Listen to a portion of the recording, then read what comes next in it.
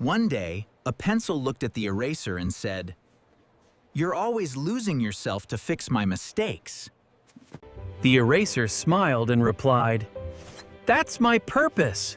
I help you become better." The pencil felt sad and said, "But you are getting smaller every day, and I am worried that soon there will be nothing left of you."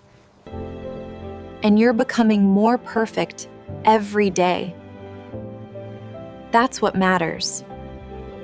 The pencil stayed quiet for a moment, then said, "I wish I didn't make so many mistakes. Mistakes don't define you. They improve you." From that day, the pencil wrote with confidence, not afraid of mistakes anymore. Mistakes are proof that you are trying and learning.